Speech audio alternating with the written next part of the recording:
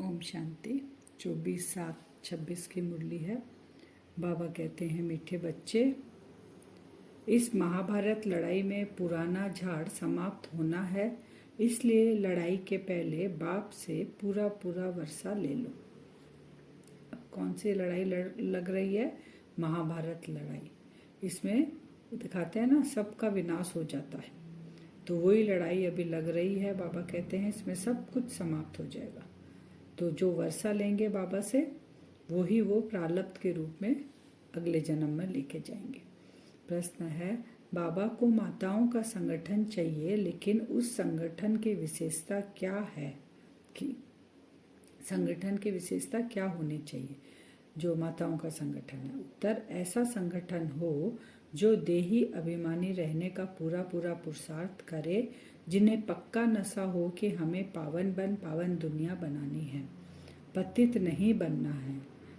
बाबा ने कहा क्या नशा होना चाहिए? एक तो देही अभिमानी रहने का वो पुरुषार्थ करेंगे, दूसरा उनको नशा जो है वो पक्का होना चाहिए कि हम पावन बनकर पावन दुनिया में जाएंगे, पतित और नहीं बनेंगे। नष्टो मोहा ग्रुप हो तब कोई कमाल करके दिखाएं, और कोई मोह उनको खींचे नहीं, किसी में भी उनकी रग नहीं जानी चाहिए। मोह की रग बहुत नुकसान कर देती है। तो जब हम देही अभिमानी रहेंगे तो नष्टो मोहा भी बनेंगे। नष्टो मोहा बन रहे हैं तो निश्चय भी पक्का रहता है कि हम ही पावन बनेंगे, पावन दुनिया में जाएंगे। ओम शांति। मीठे मीठे बच्चे यह जानते हैं कि मीठा बाबा हमको स्वर्गवासी बनाने यहाँ आए हैं। यह बच्चों की बुद्धि में है। हर एक को यह समझना है कि हम आत्मा इस याद की यात्रा से पवित्र बनती है। कितना सहज उपाय है, सिर्फ बाप को याद करना है। बच्चे जानते हैं कि बाप एक सेकंड में मुक्ति, जीवन मुक्ति का वर्षा देते हैं। अब सब जीवन बंध में है, रावण राज्य के बंधन में है। हम अभी बंधे हुए हैं, रावण राज्य के चंगुल में फंसे हुए, रावण के चंगुल में बंध में है, जीवन बंध में। बाबा आकर हमें सेकंड में मुक्ति, जीवन मुक्ति की बाबा यात्रा बताते हैं, और उस याद की यात्रा से हम पवित्र बनते जाएंगे। जिस बाप को हम आधा कल्प याद किया करते थे, वह बाप मिला। दुख में बाप को सिमरन करते रहते हैं। द्वापर युग से दुख शुरू हुआ तो साथ साथ बाप को भी याद करने लग गए। तुम भी सिमरन करते थे जब हम भक्ति करते थे, लेकिन अभी तुम दुखी होकर सिमरन नहीं करते हो। अब हम पहले तो बाप को जानते नहीं थे ना, तो आत्मा तड़पती थी और बाबा को बुलाती थी, अपने पिता को। लेकिन अब पिता सम्मुख बैठा है, तो अब हम क्यों दुखी होंगे? जिसको सारी दुनिया सिमरन करती है वह बाप आया है, यह तुम जानते हो। कितनी भाग्यशाली है आत्मा, जो भगवान हमें मिल गया, हमने उसको पहचान लिया। तो कलयुग के बाद सतयुग होना है, तो मुझे आना पड़ता है।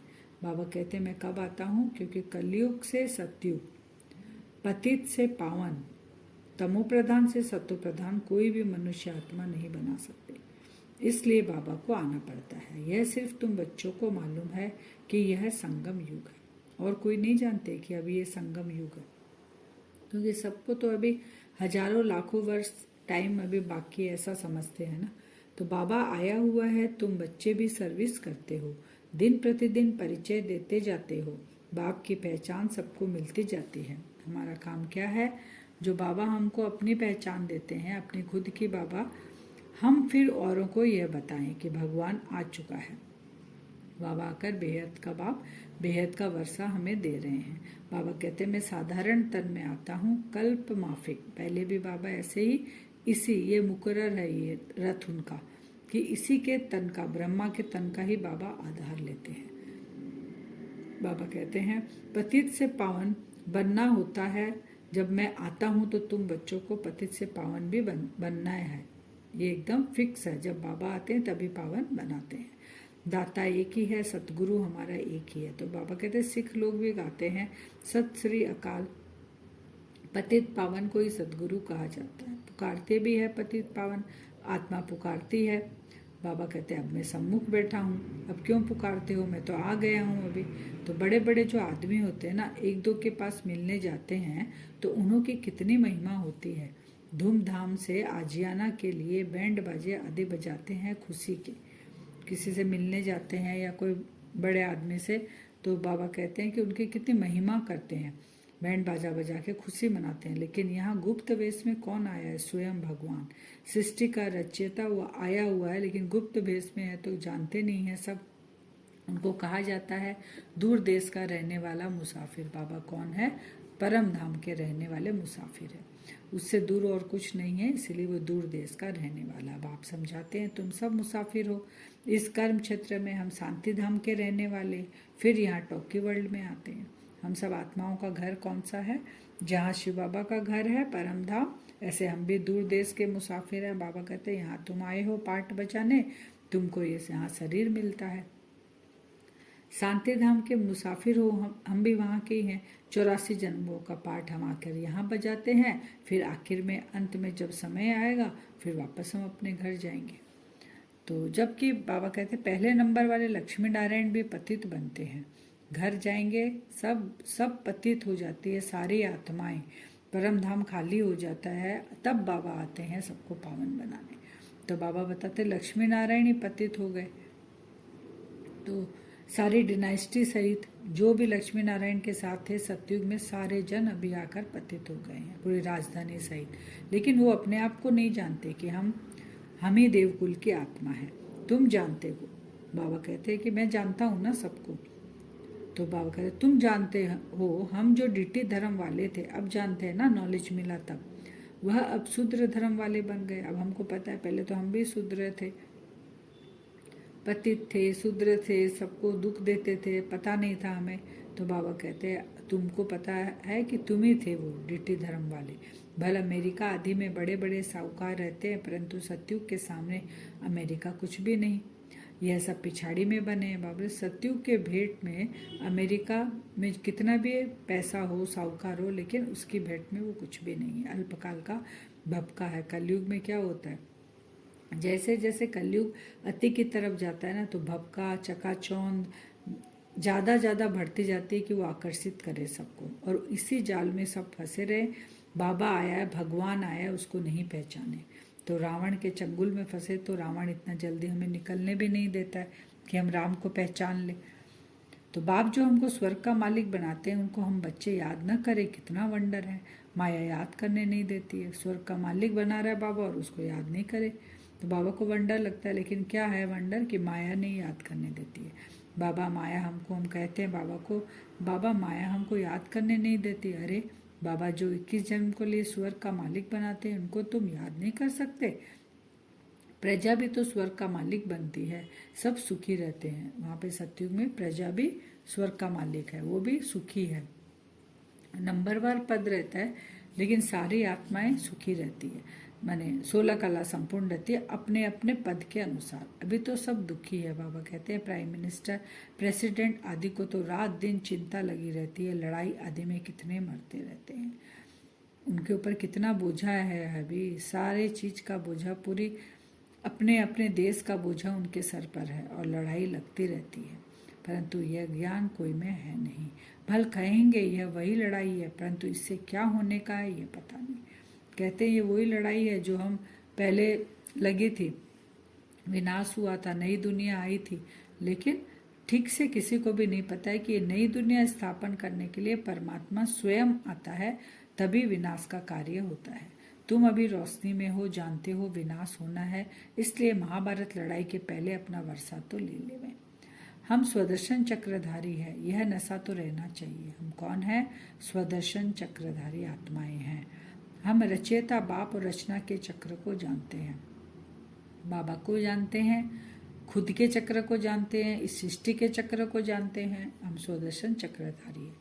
अभी हमको बाप से नई दुनिया सतयुग का वर्षा लेना है। 84 जन्म कैसे लेते हैं यह समझाते रहो। बाप कहते हैं मुझे याद करो तो तुम्हारे पाप नष्ट हो जाएंगे, पावन तो जरूर बनना है। पावन अर्थात पवित्र, पावन का मतलब है पवित्र। तो काम महाशत्रु है। हमने 84 जन्मों का चक्र पूरा किया, अब बाप से वर्षा लेना है। बाप कहते हैं मुझे याद करो तो तुम्हारे विकर्म विनाश होंगे, माने पावन अर्थात पवित्र। तो पावन बनने के लिए 5 विकारों को हमको भस्म करना है। वो भी कैसे होगा? जब बाबा को याद करेंगे और वर्षे को याद करेंगे तो हमारे विकर्म विनाश हो जाएंगे। नष्ट हो वहाँ जरूर बनना है। इस शरीर में भी अगर मोह रहा तो बाबा कहते हैं पुरानी चमड़ी है, परंतु इसकी संभाल तो रखनी होती है, लेकिन मोह इसमें नहीं जाए, क्योंकि इसमें चत्तियाँ लगानी पड़ती है, तकलीफ होती है तो चत्ती लगी पड़ी है इस शरीर में। तुम जानते हो ये पुराना सड़ा हुआ शरीर है, माने जड़ जड़ीभूत शरीर है।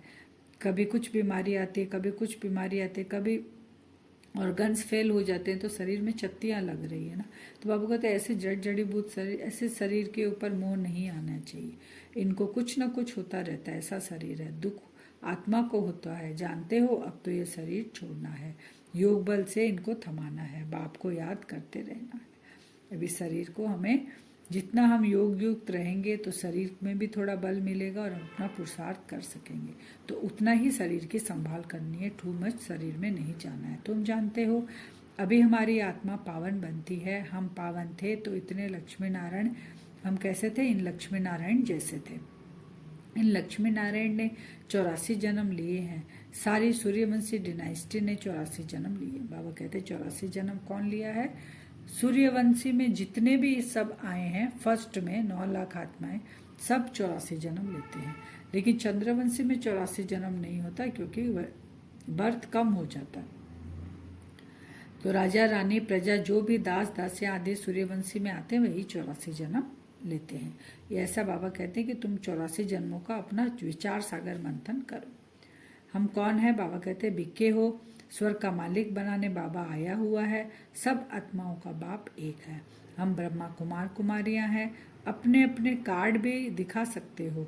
कहाँ ऑफिस आदि में भी बाबा सेवा का बता रहे हैं, कार्ड दो, परंतु समझ नहीं सकेंगे कि बिके कौन है। अनेक प्रकार के विघ्न आते हैं। गवर्नमेंट को भी समझाया जाता है हमारी यह फैमिली है, दादा और बाबा। दादा द्वारा हम वर्षा ले रहे हैं, ये याद रखने से खुशी रहनी चाहिए। मिल्कियत तो दादा की है, पोत्रों को हक पूरा हिस्सा बांट कर लेते हैं। बाबा कहते हैं सेवा करने जाते हैं, कार्ड रहता है, हम ब्रह्मा कुमारी कैसे हैं उनको सब डिटेल में हमको समझाना है। ये हमारी फैमिली है, ये कोई वैसे कथा और सत्संग नहीं है। यहाँ पे फैमिली है, दादा है और हमारे बाबा है। दादा से हमें वर्षा मिलता है, प्रॉपर्टी मिलती है, ऐसे करके हमें सेवा करनी है। तुम भी जानते हो शिव बाबा से ब्रह्मा द्वारा हम वर्षा लेते हैं। यह याद रखना चाहिए, वर्षा हमें शिव बाबा से ही मिलता है, लेकिन थ्रू ब्रह्मा के। पढ़ना है और फिर पढ़ाना है, यही हमारी सेवा है। यह बाप का फर्ज है बच्चों की पालना करना। जब तक कुमार कुमारी बालिग न बने, बाप को उनकी संभाल करनी है। बच्चों का काम है पढ़ना, पढ़ते हैं अपने पैरों पर खड़ा होने के लिए। तुम जानते हो बाबा हमको पढ़ा रहे 21 जन्म के लिए, फिर हम अपने पैरों पर खड़े रहेंगे। वहाँ पे लौकिक में भी बच्चों को क्यों पढ़ाते हैं कि बड़े होकर अपने पैरों पर खड़े रहे और किसी के मुंह के तरफ नहीं देखना पड़े उनको अपने जीवन में। वैसे बाबा ही हमको पढ़ा रहे हैं और 21 जन्मों के लिए हमको किसी के तरफ भी नहीं देखना पड़ेगा। हम इतना जमा कर कर यहाँ से लेकर जाएंगे। तो यह सत्यनारायण की कथा है ना। कोई को पता नहीं है कि यह लक्ष्मी नारायण 84 जन्म कैसे लेते हैं। राधे के भक्त होंगे तो कहेंगे राधे हाजिर हजूर, जिधर देखो राधे राधे। श्री कृष्ण के भक्त कहेंगे शिव, इधर जहाँ देखो शिव के भक्त कहेंगे, जहाँ देखो शिव ही शिव, श्री कृष्ण के भक्त। तो ऐसे सबको सर्वव्यापी कह दिया। अब सब थोड़ी सर्वव्यापी है, तो बाबा कहते हैं यह सब ईश्वर के रूप है, भगवान ने यह रूप धारण किए हैं। जिधर देखो तू ही तू, बिल्कुल ही बेसमझ बन पड़े हैं। ये जितना रूप है राधे श्री कृष्ण का और शिव का, तो ये शिव को भी जानते नहीं है ना कि शिव ही परमात्मा है, तो कहते हैं ये सब भगवान के रूप है। तो बाबा कहते हैं उनको पता नहीं है। असल में क्या होता है ना कि शिव बाबा को जब हम याद करते हैं, बाबा को पहचानते हैं, जानते हैं बाबा के बारे में, तो जब हम उनको भावना से याद करते हैं, उस लवलीन स्थिति में याद करते हैं, तो बाबा की वो अनुभव हमें, बाबा की वो शक्ति हम फील करते हैं। तो इसीलिए उनको वो भक्ति में लिख दिया कि हर कण कण में, हर जगह वो ही वो। कहते हैं वहाँ बच्चे तो है ना। अब सतयुग का सब पूछते हैं, सतयुग में जाएंगे वहाँ बच्चे कैसे होंगे, सवाल यही पूछते हैं सबसे ज़्यादा। तो बाबा कहते हैं बोलते हैं कि बच्चे बिना सृष्टि कैसे चलेगी। तो बाबा कहते हैं हर साल तुम आदमशुमारी का हिसाब निकालते हो, कितने जास्ते मनुष्य हो गए हैं, यह नहीं बताते कि इतने मरे। तो बच्चों को पहले तो अपना कल्याण करना है। तो बाबा बोले इतनी बात डिटेल में हमको क्यों जाना है कि कितने बच्चे होंगे, कैसे बच्चे होंगे, योग बल से कैसे होंगे, अगर हम पवित्र रहेंगे। तो बाबा कहते तुम अपना पुरुषार्थ करो, क्योंकि हम पुरुषार्थ करेंगे तो हम 21 जन्म का प्रारब्ध हमको मिलेगा। तो इतना ज़्यादा डिटेल में नहीं जाना है हमको। तो पहले तो ये निश्चय करो, बाबा को याद करना अंतकाल जो नारायण सिमरे। सबसे पहले हमको क्या निश्चय करना है कि शिव बाबा को हमको याद करना है। लेकिन भक्ति में क्या कहते हैं, नारायण सिमरे अंतकाल। लेकिन सही क्या है, अंतकाल में शिव बाबा सिमरे। उसी चिंता में जो मरे सो स्वर्ग का नारायण बने। तो वो बाबा को तो जानते नहीं है, निराकार परमात्मा को, तो वो नारायण का पिक्चर देखें, नारायण को जानते, इसलिए नारायण को सिमरे ऐसे कहते हैं। लेकिन असली में क्या है, शिव बाबा को सिमरन करेंगे लास्ट तक तो नारायण बनेंगे। समझते हैं श्री कृष्ण ने ज्ञान दिया था तो भला श्री कृष्ण को सिमरे ना। तो श्री कृष्ण को याद करते हैं, नारायण का किसी को पता ही नहीं है ठीक से कि श्री कृष्ण ही जब स्वयंवर के बाद बड़े होते तो वो नारायण बनते, उनका ही नाम है। आज का वरदान है, मास्टर नॉलेजफुल बन, अनजान पने को समाप्त करने वाले ज्ञान स्वरूप योग युक्त भव। मास्टर नॉलेजफुल बन, अनजान पने को समाप्त करने वाले ज्ञान स्वरूप योग युक्त भव। मास्टर नॉलेजफुल बन जाएंगे तो कोई भी बात से हम अनजान नहीं रहेंगे। मास्टर नॉलेजफुल बनने वालों में किसी भी प्रकार का अनजानपना नहीं रहता। वह ऐसा कहकर अपने को छुड़ा नहीं सकते कि इस बात का हमें पता ही नहीं था। ज्ञान स्वरूप बच्चों में कोई भी बात का अज्ञान नहीं रह सकता, और जो योग युक्त है उन्हें अनुभव होता है जैसे कि पहले से सब कुछ जानते हैं। वो यह जानते हैं कि माया की छमछम रिमझिम कम नहीं है, माया भी बड़ी रौनकदार है, इसलिए उससे बचकर रहना है। जो सभी रूपों से माया की नॉलेज को समझ गए उनके लिए हार खाना असंभव है।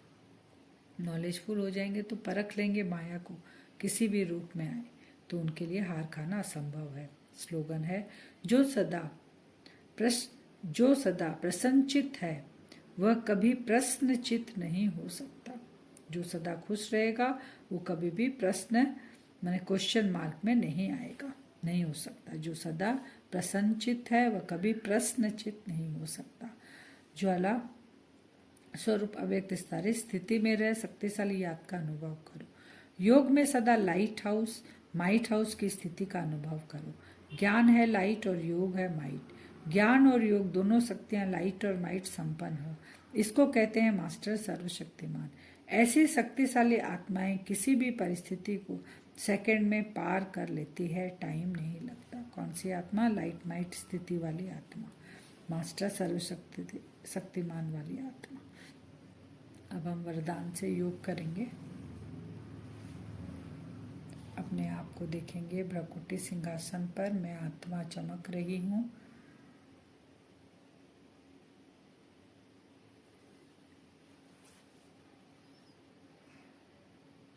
बिंदु स्वरूप मैं आत्मा। बाप दादा का आह्वान करेंगे अपने सामने। बाबा को बुलाएं अपने पास। शिव बाबा, ब्रह्मा बाबा, बाप दादा दोनों आप कुछ समय के लिए अपने इस बच्चे के सम्मुख आकर बैठो। बाबा, मेरा संकल्प बाबा के पास पहुंच गया। शिव बाबा नीचे उतर रहे हैं सूक्ष्म तन में। ब्रह्मा बाबा के भ्रकुटी में आकर बैठ गए। अब बाप दादा वो चमकता हुआ फरिश्ता, भ्रकुटी में तेज, वो महाज्योति ब्रह्मा बाबा के साथ कंबाइंड स्वरूप में नीचे उतर रहे हैं। विजुअलाइज करें जहाँ मैं आत्मा अपने इस साकार चोले के साथ बैठी हूँ, बाप दादा सामने आ गए। बाप दादा का वो तेज चारों ओर फैल रहा है। जैसे ही मैं आत्मा अपने इस साकार शरीर के साथ उस पावरफुल किरणों के टच में आती हूँ। मेरा साकार शरीर भी लाइट का बन गया। विजुअलाइज करें जैसा बाप दादा का शरीर फरिश्ता स्वरूप, ऐसा ही मुझ आत्मा का भी लाइट की बॉडी। बाबा की वो किरणें चारों ओर फैल रही है।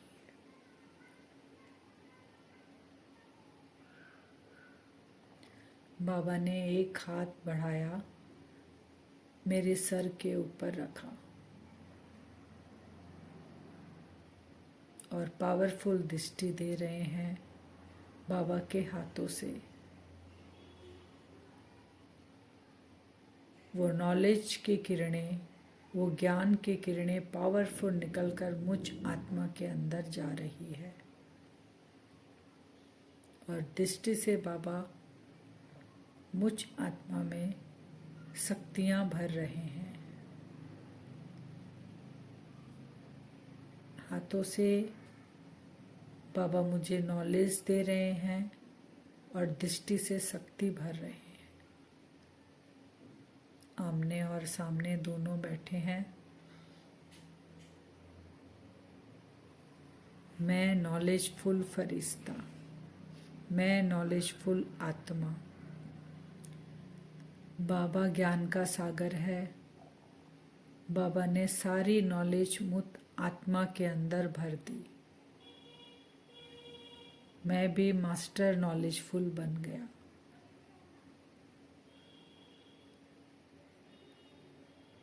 धीरे धीरे मुझ आत्मा के अंदर बाबा शक्तियां भर रहे हैं। ये नॉलेज और साथ में शक्तियों, ये दोनों के कंबाइंड से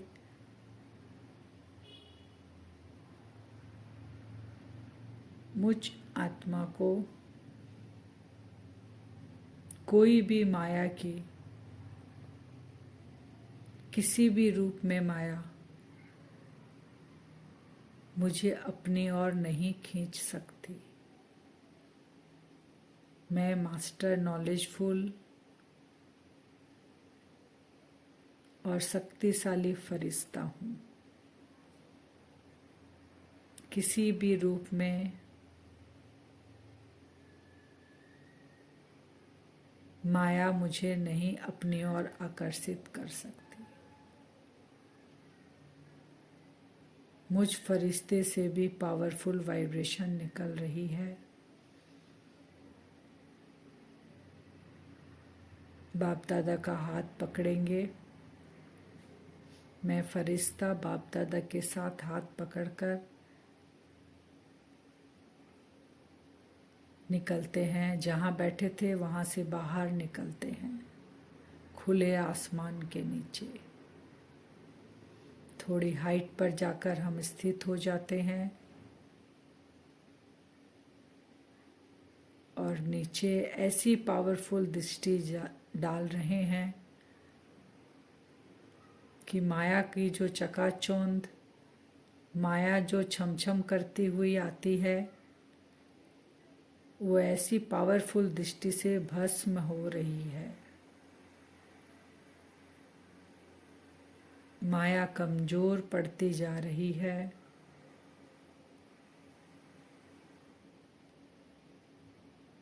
बाप दादा की दृष्टि मुझ फरिश्ते पे और मुझ फरिश्ते से ये पावरफुल किरणें निकलकर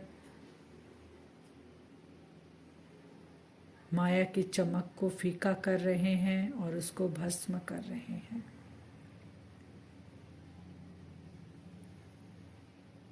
ऐसा हम आज बार बार करेंगे।